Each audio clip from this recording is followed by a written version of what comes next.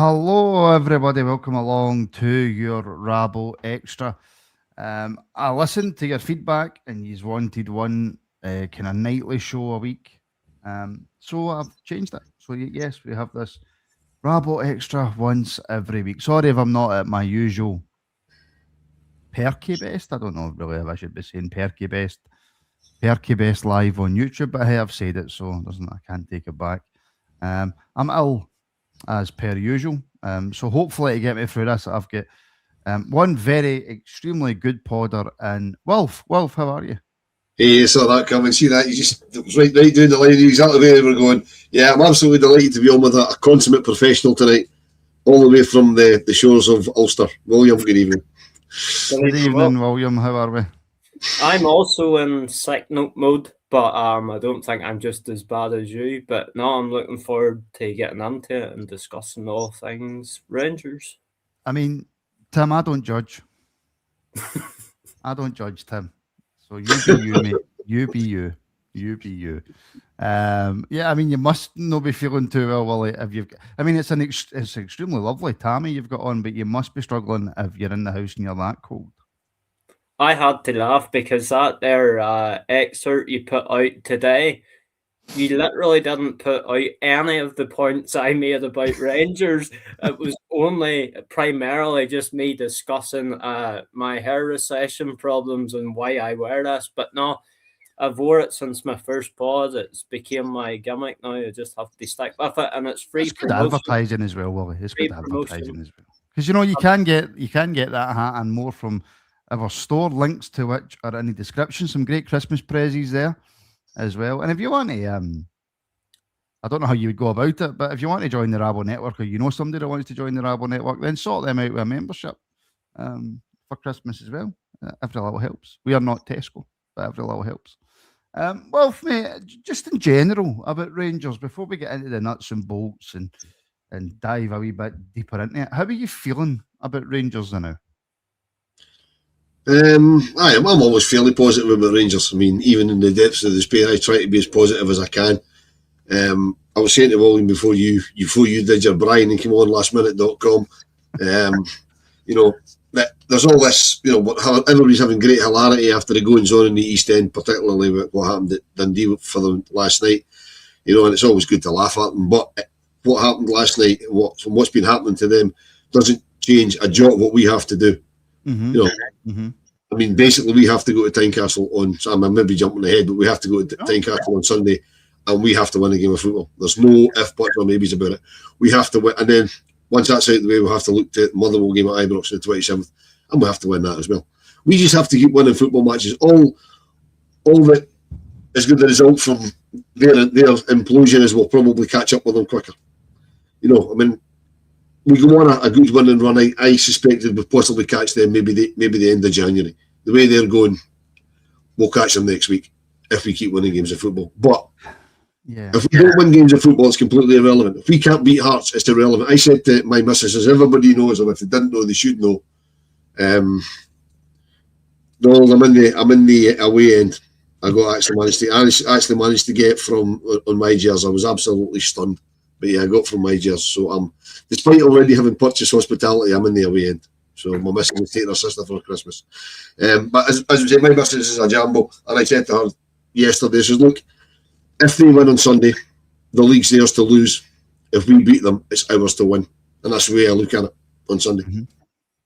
Can you believe, Willie, that we're actually in this position considering the start to the season? In a word, no. It's the worst start I've ever experienced in my lifetime and the worst manager I've ever experienced in my lifetime. And I think most of us would probably concur with that there.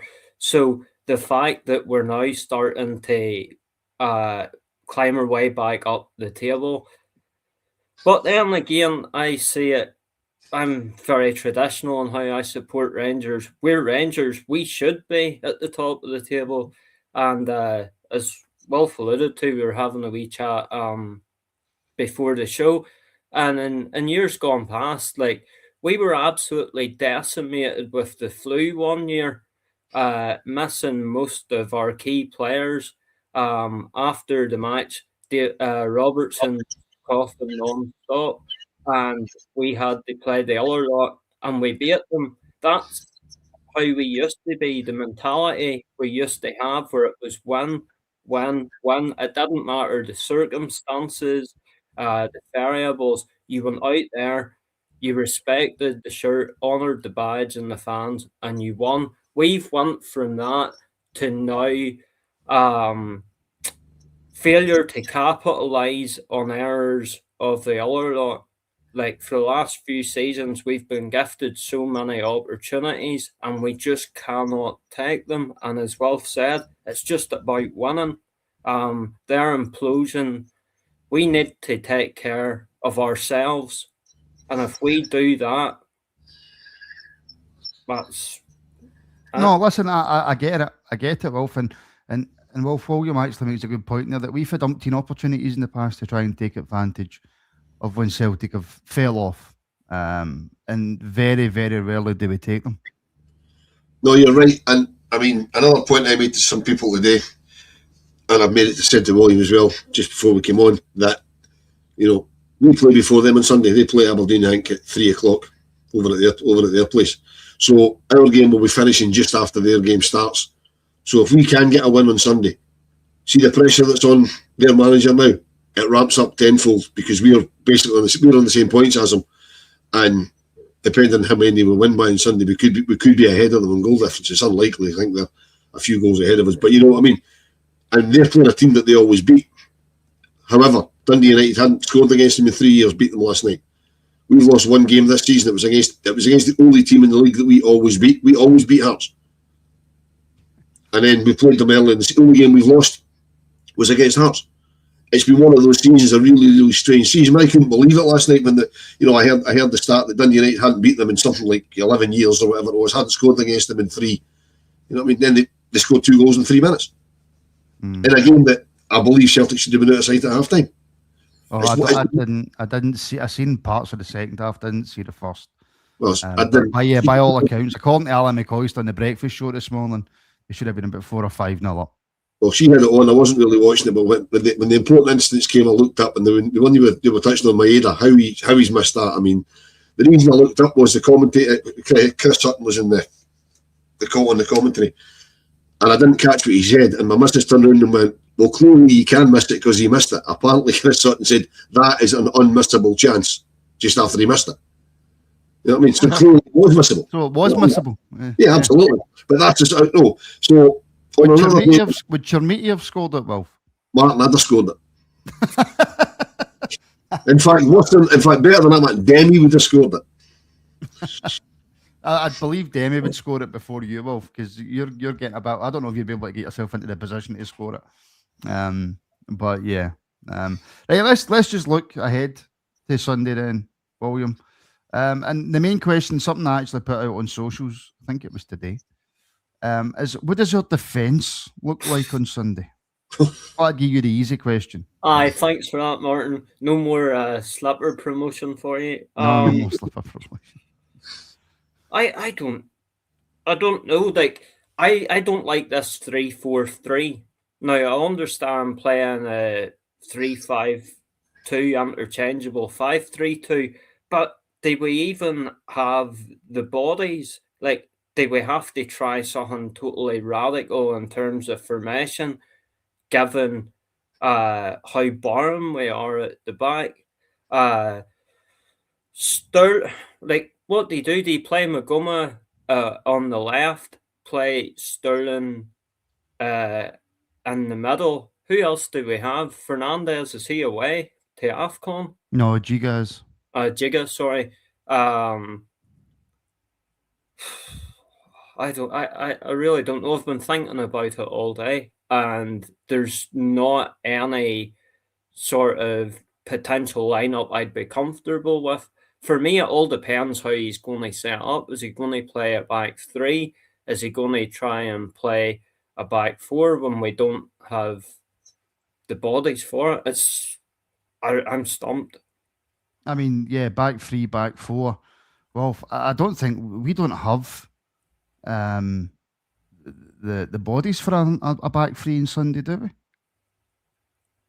We do, but it would be, as William says, it would be a little bit radical. I mean, to play a back three, you need to have Tavernier as one of the three, with probably Sterling and Fernandes, because there really is nobody else, and then that leaves you Magoma and Max Aarons, as a sort of wing backs.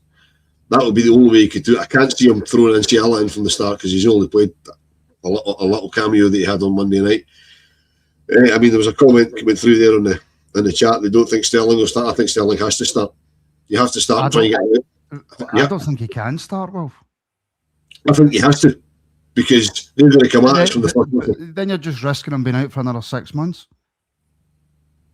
If he's fit enough to play on Monday, he should be fit enough to play on Sunday.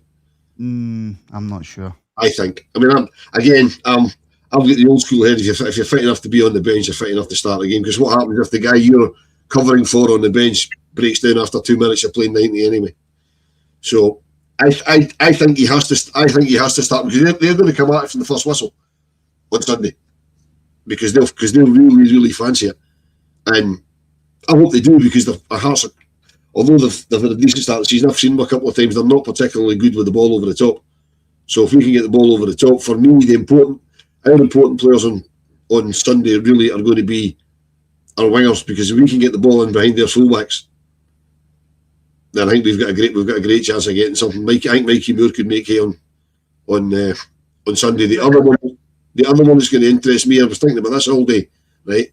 It's Connor Barron's been really, really good for us, right? I can't wait to see him up against the middle of their park, because Cameron Devlin's done well for Hearts, and I've been told that he's changed how he plays.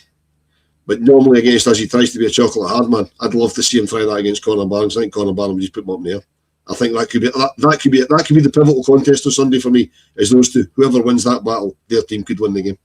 I mean, yeah, we'll come back to that in a wee second, actually, because I agree with you, Wolf. I think that's the midfield will be ridiculously important. But William, just going back to Dujon Sterling, my worry is that he hasn't played a lot, and again, Wolf's spot on. What Hearts are going to do for minute one is charge. They're just going to go for it. They're going to throw everybody forward. They're going to punt balls into the box. They're going to try and pass it round us. They're going to come out the traps absolutely flying.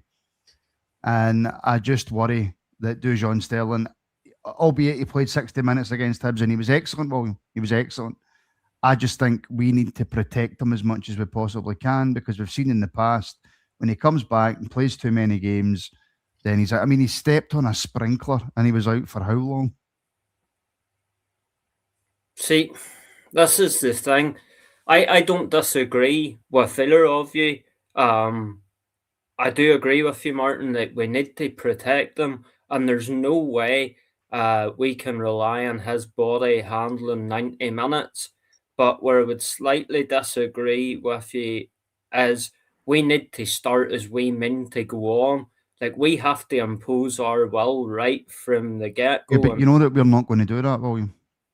I know, but the thing about Sterling is Sterling seems to have a stronger mentality than most of our squad. And for me, I would rather take the gamble of starting him and getting a minimum of 45 minutes out of him and a bit of physicality and fortitude in the defensive areas, opposed to bringing him later on in the game where we could potentially be chasing it. I genuinely don't think we're going to get... I don't think he's physically capable of 90 minutes. So who do we bring on? We're struggling to even put out a defensive backline as it is. If we're managing his minutes and protecting him when he inevitably has to come off, who's there to replace him? And that's a massive concern for me, almost as much concern as his fitness is. But no, I would start... For me, William, that's why we go 4 at the back and not 3. Well, I like 4 at the back. I don't like all this modern football stuff. Like, I like a left back, 2 centre halves, and a right back. But Danny Rules obviously favoured playing with a 3 with Magoma and Tav or Magoma and Aarons, and then different passages of play that can shore up your midfield, flood the midfield with bodies, because that's where the majority of games are traditionally won and lost, is the middle of the park. Martin, before you go off it, continuing on the Sterling thing, right? I agree he's not going to get 90 minutes, and as Dougal said, they have got a plan for him, according to what he said himself, right? But I'm a great believer, as William says, you start with your strongest team. See if they say the plan is that Dejan Sterling's got 45 minutes in him, give him the first 45, not the second 45, because he might have an hour in him, which means, you're keeping him on a bit longer. Whereas if you're saying to somebody that you're on the bench and you're getting X amount of time, that's all the minutes they're getting. Whereas if you start them, they might last a bit longer than you're planning to put them in if they're feeling good. You have to start, particularly against a team like Hearts, at a place like Tynecastle's going to be like a powder keg on Sunday, right? Yeah. I mean, it's my favourite away ground, and I go to them all. Right? It's my favourite away ground because you're so close to the action. It's relatively small. It's usually full. The atmosphere in it for we play there is absolutely brilliant. Right, it's fantastic. The atmosphere. They'll be up for it. We'll be up for it. Although there's only 600 Rangers fans here, we'll be up for it. They'll be up for it. If we can get in about them and score early, see if we can be heard over them. 600 of us over 19,000 of them. That will spook their players because they're not used to that. That will really spook their players. Well, just on that, Wilf, right? You're saying that. Let me find the comment. Sorry, Martin, this is for the sniper. Sorry, Martin, but how do you know that they won't start good? I'm not saying, Wilf, that Rangers won't start well. It's just, we've seen this movie 1,000 times before. Like you're saying, Tynecastle's going to, it'll be sold out. The fans will be going after that. McInnes will have the players wound up. It would make sense if for the first 5 or 10 minutes it's Hearts pressure. Now we need to go for it. We need. They'll, as I said, they'll come at us. We need to go at them. I think the first 10 or 15 minutes could be absolute chaos. Then a game of football might break out. I think it's going to be. I think it's going to be the first early part of the game is going to be mental, absolutely mental. We need strong match officials. I can't remember who the referee is, but we need strong match officials, which we won't get because it's Scotland. But I think it's going to be a ding-dong first 10, 15, 20 minutes. And as I say, a game of football might break out after that. But my concern isn't Rangers scoring the first goal, because I think we're capable of getting a second one. Because that's always our problem, is getting the second. Look at the game against Hibs, we're hanging on at the end because we can't score a second goal. It happens all the time. I mean, if Hearts score first, we're more than capable of getting back into it. But as I say, if we can score first against them and silence that crowd, a lot of their players aren't used to that at Tynecastle, because let's be honest, they've had a very good start to the season. But he's going to have to change. McInnes doesn't change that team a lot, particularly at the back, but the boy Harry Milne's suspended, so they're going to miss him. I think he's their right back, I think, so he's going to have to replace him. So they'll have to do a bit of changing at the back. So that's why I think somebody like Mikey Moore is going to be absolutely pivotal. If we can get the ball on, get into him early and get him charging down that wing. But that means we need to have people supporting him in the middle, and that's the problem we've got. Is when we break forward, there's nobody supporting the guys going forward because they're shit scared we'll lose something at the back. Yeah. Just seeing there, William, it's Nick Walsh that's the ref for Sunday.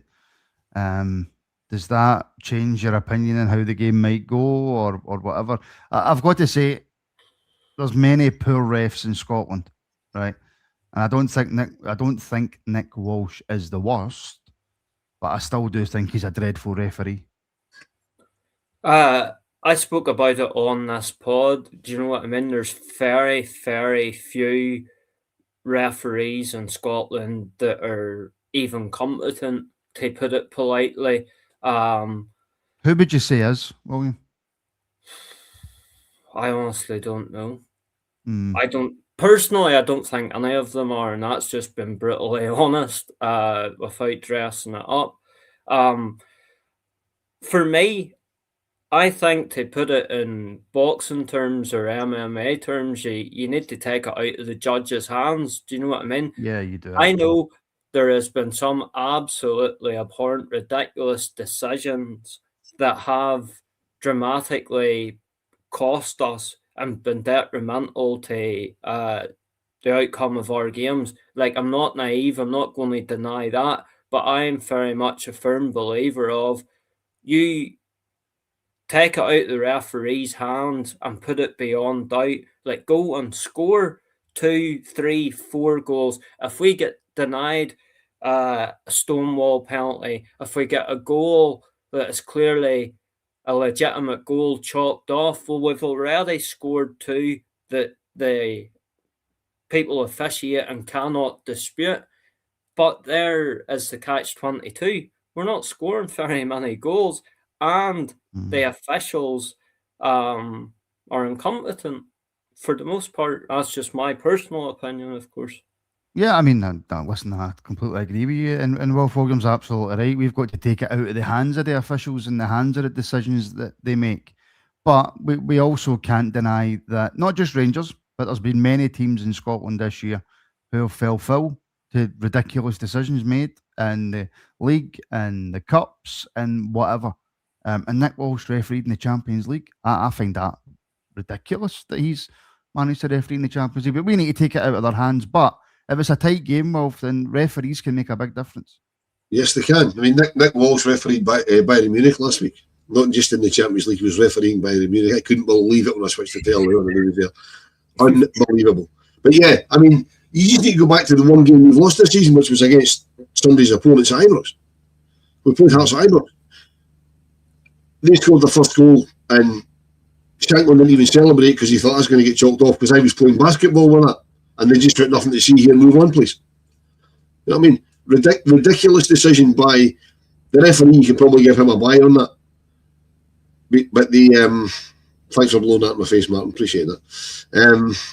But the VAR let him down big time that day because they didn't say I'm going to have a look at that because it was a handball all day, every day.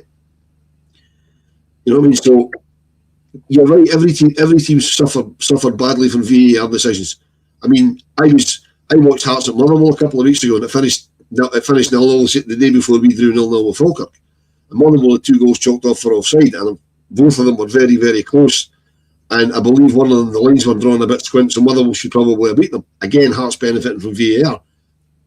So, William's right, we need to take it out of the hands of the judges. But that's quite difficult when they're as incompetent as they appear to be in Scotland. You know what I mean? Well, they're not as they appear to be, as they are. Because if you see that NAV show that Willie Collum does every month, whatever it is, and all he does is issue apologies to people because they're fast tracking referees. I mean, stopped watching that show. I mean, Nick Walsh. People are saying in the comments he's the worst. I don't think he's the worst. He makes it about him. He's the new Willie Collum. He makes it all about him. It's the Nick Walsh show when he's on the pitch. You know what I mean? The referee. I mean, I'm old enough to remember when nobody even knew the name of the referee because the referee was only there to make decisions and you didn't really see him. But now it's all about the referees. And I'm glad it's not one of the fast track guys. I mean, if it was Martin McDermott on Sunday, I'd really, really fear for the safety of the players because it's going to be very physical, as again somebody pointed out in the comments. And somebody like Martin McDermott hasn't got a clue how to cope with that because he's been fast tracked up through the divisions. And by the way, he's a UEFA referee as well, which I could not believe. I saw that badge in his chest. It's mental. Scotland's got, I think, 7 or 9 UEFA officials. Quite how, I don't know, because they're absolutely dreadful. Yeah. I mean, to look at it from a completely positive point of view, William, and I know you can't always take this into consideration, but the last 10 games between us and Hearts, 7 wins for Rangers, 1 win for Hearts, obviously 2 draws, 20 goals for us, 8 goals for them. We've got 5 clean sheets and they've got 2. So Hearts, like Wolf said earlier, are a team that we have a particularly good record against. You can't always read into that because we have played them this season and they've beat us, to be fair.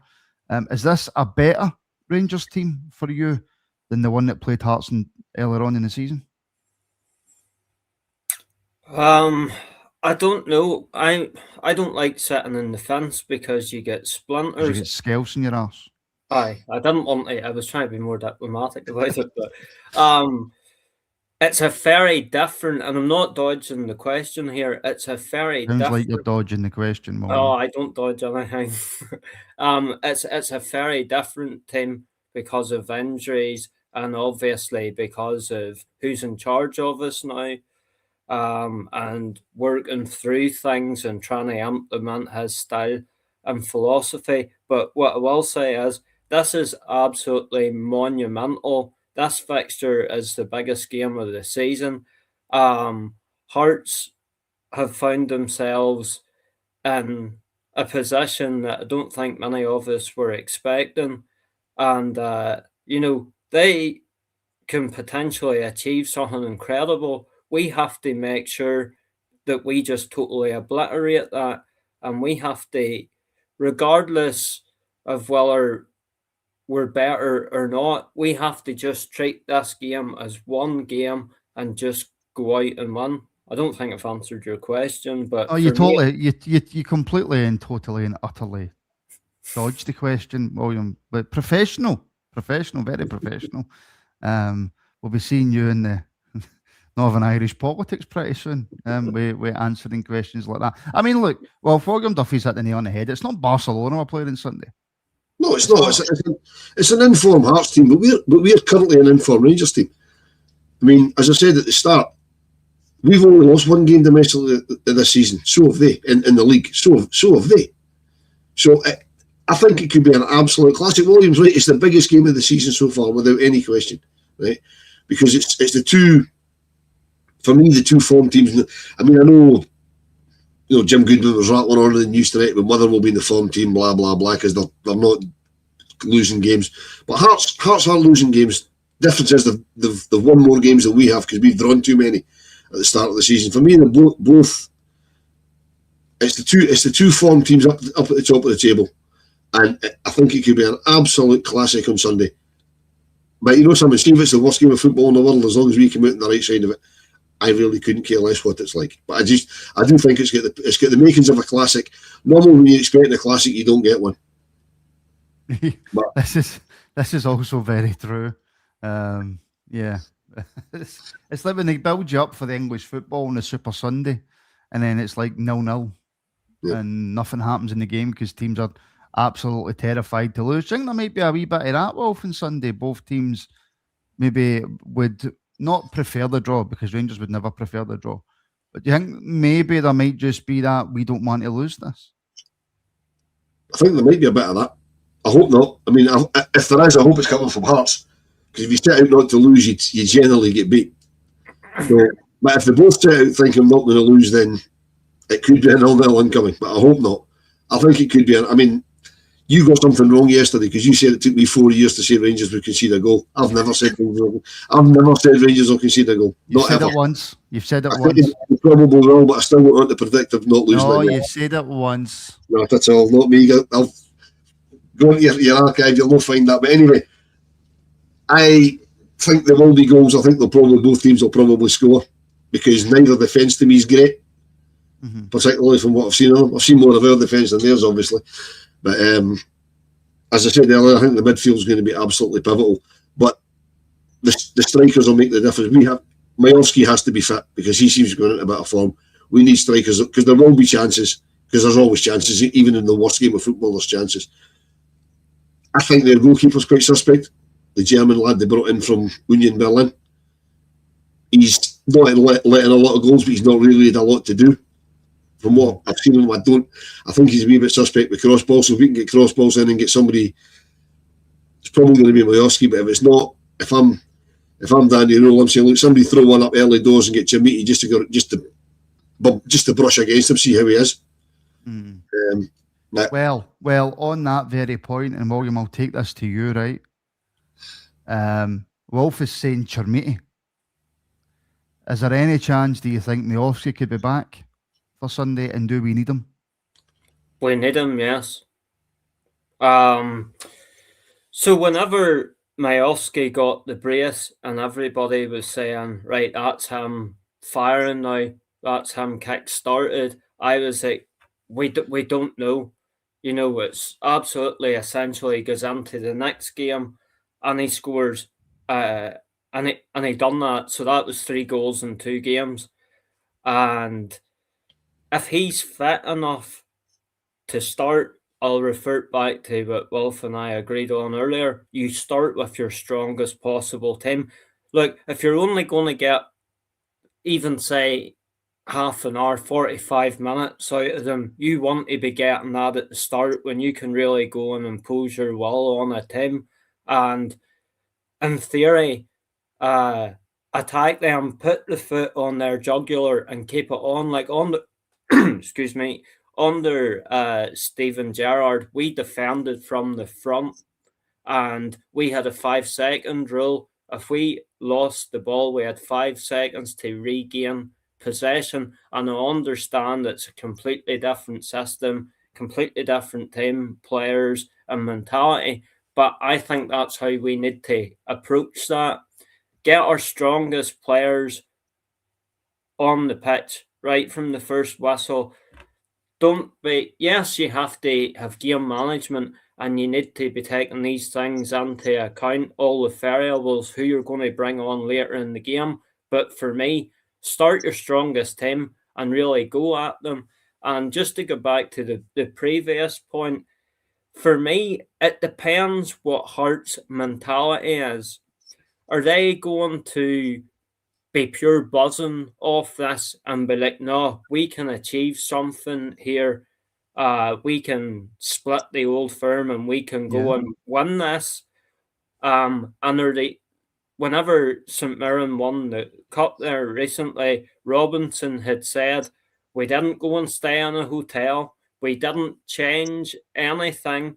We just treated this as every other game, the same preparation and the same planning. So who did St Mirren beat, William? Some daddy team that I would never know.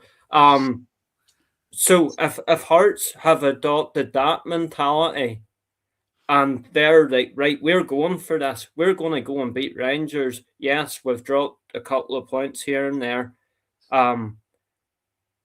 Or potentially, is it going to be the occasion gets to them? I'm hoping that it gets to them and it plays with their head. But I think Derek McInnes will have them well disciplined mentally. He'll have them focused and grounded, and they'll be relishing this. That's listen. On that very point, Wolf, it's all very well and good saying, will the occasion get to Hearts? Will the occasion get to some of these Rangers players? I'd like to think not. We seem to be playing better away from home. I mean, William makes a very good point about the occasion because, although I said earlier, Tynecastle's a great place to be. The atmosphere's fantastic. It's only really fantastic in the big games. Like Ibrox. I mean, Ibrox can be like a library at times. But if you're on a European night or a game against that other lot or, a game against Aberdeen, the place is absolutely jumping, right? Tynecastle will be jumping on Sunday. I was there when they played Motherwell a couple of weeks ago. It was like a morgue. It really was. It was so quiet. Not Motherwell went 3-0 up, Wolf? Not Motherwell, sorry. No, that Motherwell game was at Motherwell. It was one of the other home games. I can't remember which one it was. I'll tell you, it was when they beat Dundee 4-0. It was at that. And even though they scored 4 goals, it still wasn't the loudest I've heard the football ground. I've heard Ibrox louder when we've been getting beat. So if we can, they will be really... It might spook some of their players because they've got new players who probably won't have experienced that. And I think it might spook our players, well, because our players haven't shown the mentality in many games this season. But the other thing as well, as I said earlier on about Cammy Devlin, I think he plays the chocolate hard man in atmospheres like that, which is against us when he thinks, well, this is my... Don't get me wrong, if he starts to play football, he's a terrific little player. But I think, if he tries to swagger about giving it, look at me, we just need somebody to put him up in the air and that'll sort him right out.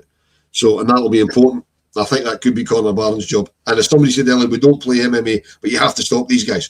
You have to, because Cammy Devlin's a linchpin in their midfield. He's the manager. He's the water carrier. The manager did mention in his last post-match, in the Hibs post-match, that he felt that we were a wee bit too open in the middle of the park. And I don't know if it's down, Wolf, to the formation that he plays, that, it was Raskin, it was Diamande and it was Barron against Hibs, whether it's Diamande and Raskin or it's Diamande and Barron or whoever the two is. Do you think something needs to change for Sunday? We can't go with 2 players in the middle of the park and it's too much work for them, isn't it? There's something that needs to change for me is Diamande not starting the game because he's offered nothing in the last few weeks. I mean, I'm not surprised he's not away to AFCON because he's not been very good recently. I'd give Diamande a rest. The other thing with him as well, he's usually a walking booking and potentially a walking red card, and we really need to keep 11 on the park against Hearts. You know what I mean? Diamande, he's got a habit of diving into rash tackles, and we really, really don't need that. So, I mean, multiple man 3-4-3. I'm not sure that would work. I like the traditional 4-4-2. Yeah, but that's what Rowe's been playing. He's been playing that 3-4-3 as of. Yeah, I know it is. But he's also been flexible when he's had to be. I mean, he's more likely to play a 3-5-2 or a 5-3-2, is it, depending if you're attacking or defending, because we do have to crowd the midfield, because they'll flood the midfield. They'll flood the midfield, try and ping the ball over the back of our fullbacks. That's why I think he might play 4 at the back, because they'll try and get in behind us on the wings, because that's how Hearts score a lot of their goals, crossing the ball in from wide. And it's the midfield for me is vital, but Diamande can't be in there at all. Sean is asking, who would you play? Well, if we are far too open in the midfield with 2, Raskin, Barron, and Sean is disagreeing with you, Wilf. Raskin, Barron, and Dio is a must. The battle will be won in the midfield. I'd say. I mean, I don't even think Raskin deserves a game the way he's been playing, but we kind of need him in a game like this. Mm-hmm. So, Raskin, Barron, I don't know what Cameron's done that he can't get a game. I really don't know, but he's not been playing, so you can't really throw him in. We might have to throw Dio in because of lack of bodies, but it would just really, really worry me if Diamande starts that game. Was he not slightly better against Hibs, Wilf? Did he not show you anything against Hibs? Not enough. For me, not enough. No, not enough for me. No. For you, Wally, you were kind of nodding your head in agreement there. As somebody pointed out in the comments, you could be Wilf's staunch son. So that's the way you were nodding there. But is Dio an absolute no-go for you as well on Sunday? I would just like to clarify, Wilf's way too young to be my dad. No, he's really not. You told me 20 quid. No, I'm not a fan of Dio. I would have preferred to have sold him in the summer and got about 5 million for him if possible. It's all well and good doing something tremendous, like an exquisite through ball that leads to a goal every 5 games. I would rather have someone that is consistently decent for the entirety of the time they're on the pitch. So, look, it's horses for courses, but unfortunately, we don't have very many horses in the stable right now.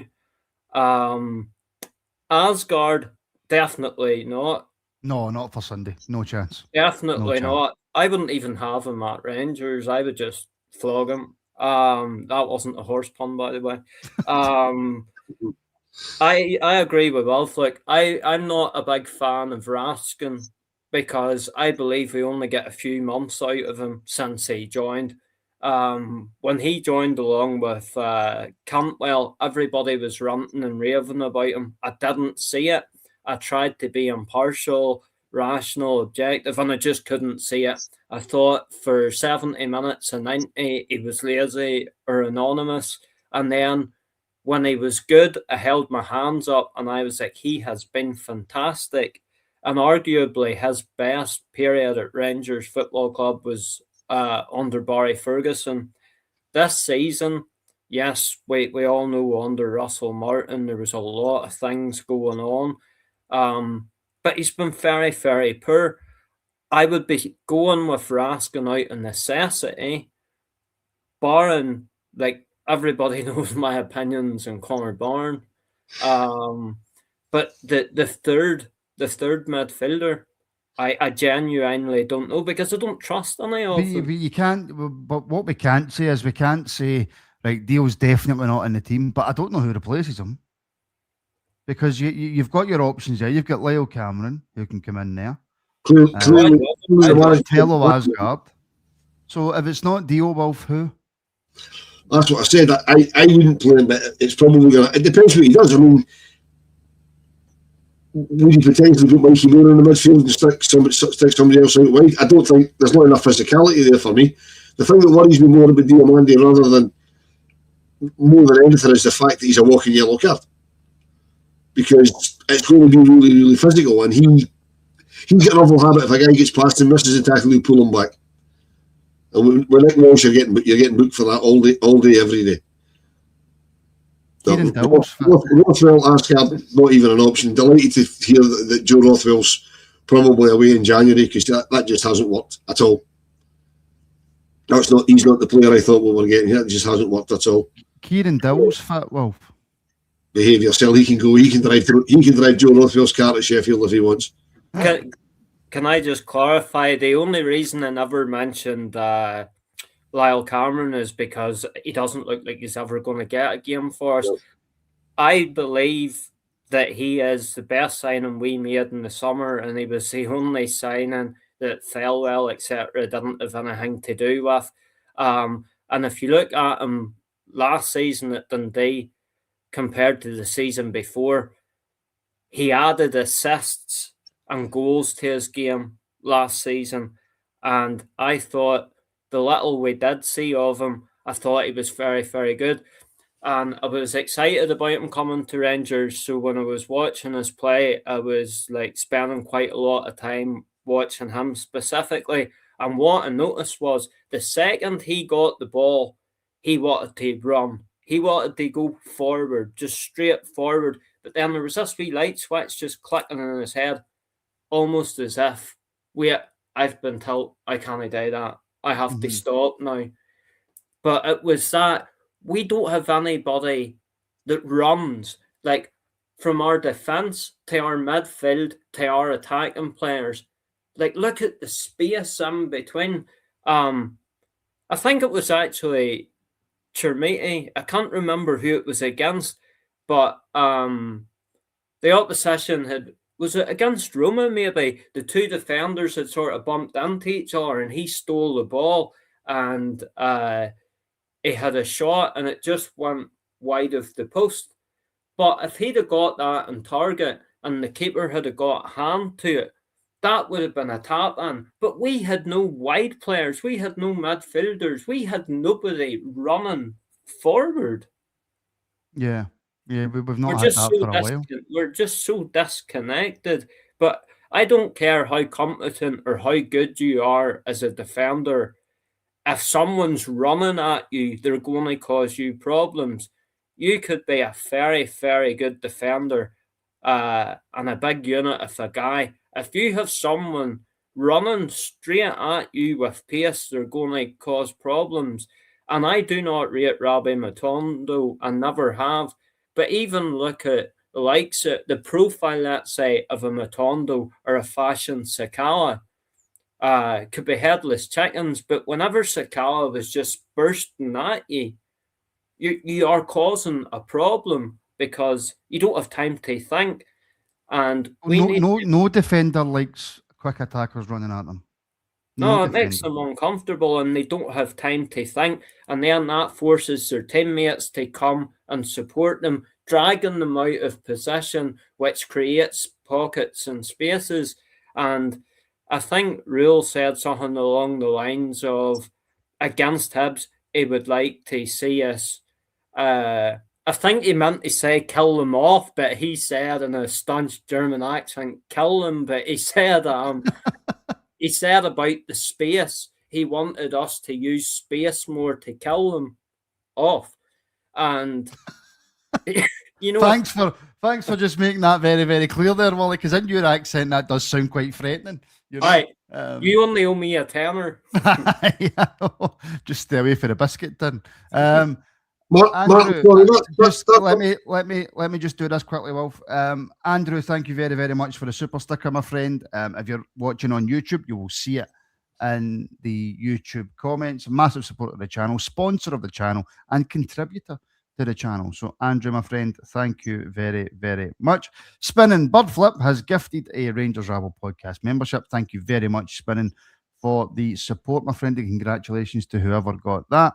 And then Ross has gifted 5 Rangers Rabble Podcast memberships. So that's 6 new members tonight that have got a membership for at least a month, and you'll get access to all the extra content that we bring you. So Ross, thank you very much. And finally, just on these super chats and super stickers, Ramy, for my friend William. There we go. Thank you very much, Ramy, for the support, my friend. Wilf, yes, sorry. Yeah, just bringing back to what William said there about us running it teams. That's something else that grinds my gears. It's not particularly just about the game on Sunday. But the amount of times we play against a team who get a defender booked early doors and then we just don't run at them.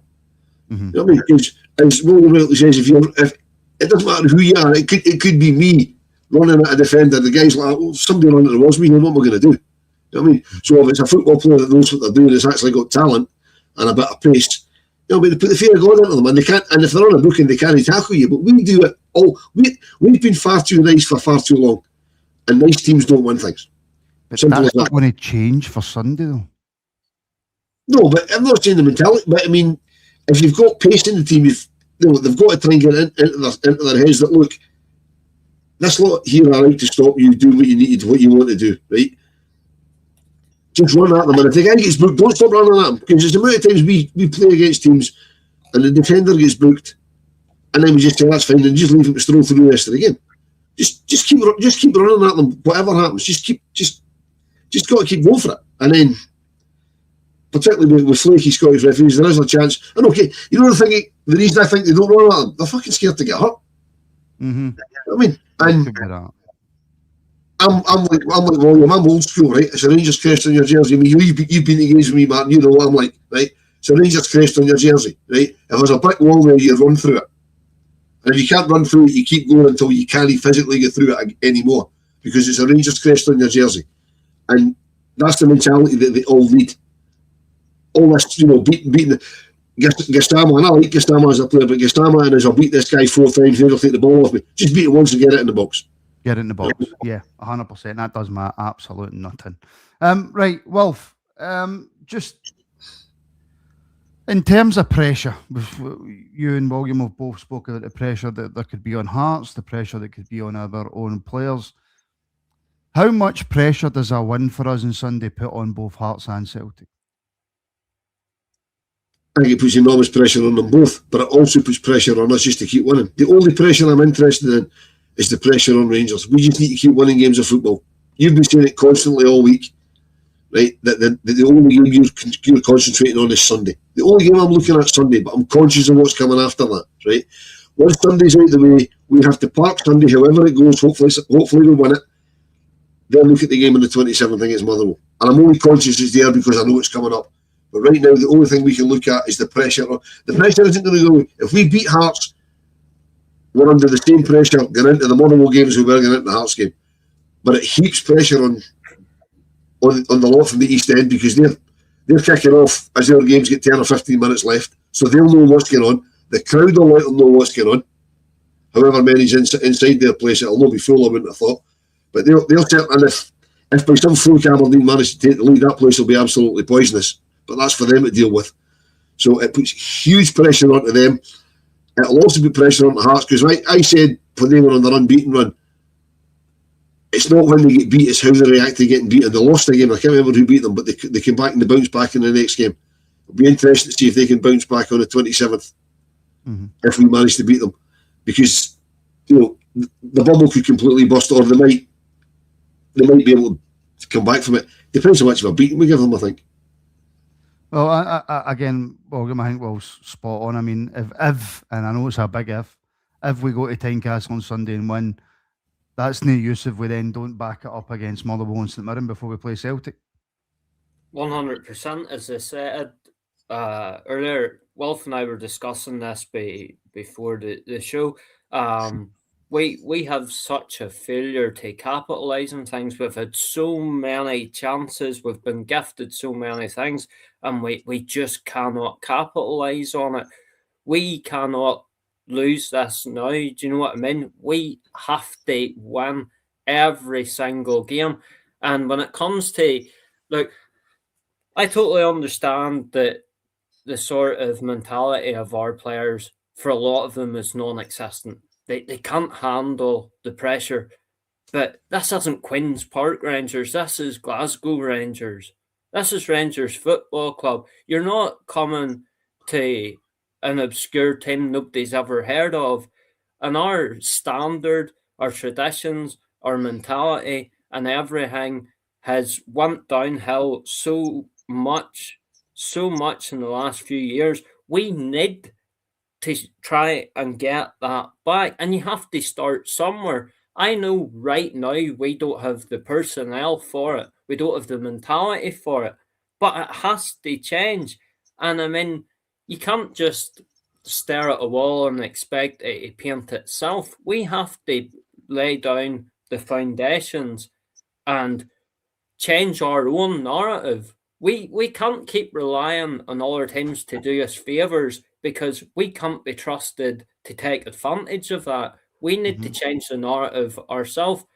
Sorry, I haven't been looking forward to a Rangers game for a very long time, but the blood's starting to pump through my veins now, because look, we are Rangers. We might only be Rangers in name and Rangers in support in recent years, but we need to get back to implementing the basic things. Respect that shirt and the crest. Go and run through a brick wall for as long as you're on the pitch and give absolutely everything. If we do that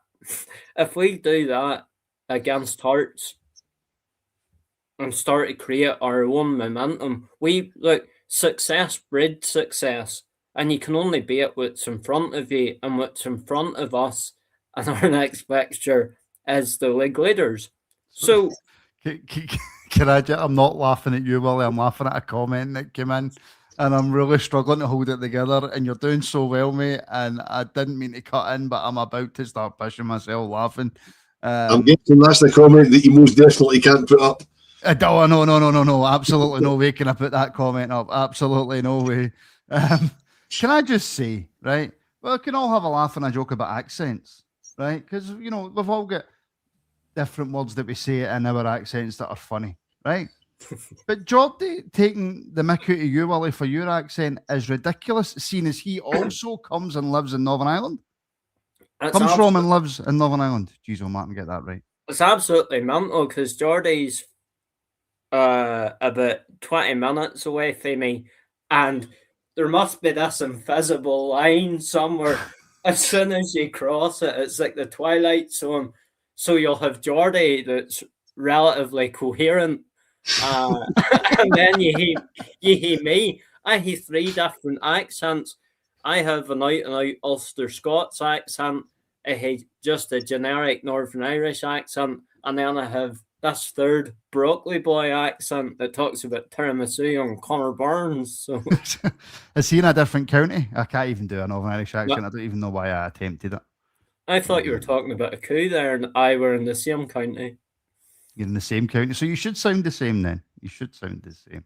Maybe Jordy's just putting on a posh voice for all his customers. Maybe that's what it is. Do you know the only thing I can say with a Northern Irish accent is 33. That's not Northern Irish, that's Irish. Irish. Oh, right. I'm taking over the rabble.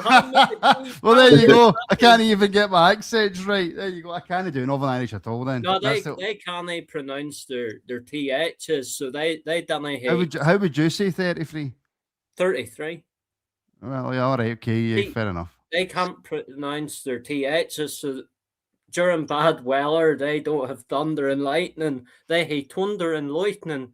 And they right, let's not turn this into an Irish language channel, shall we? Because I value my safety. Apologies for my shocking attempt at a Northern Irish accent, which was not Northern Irish at all. It was actually Southern Irish. Who knew I could do a Southern Irish accent? There we go.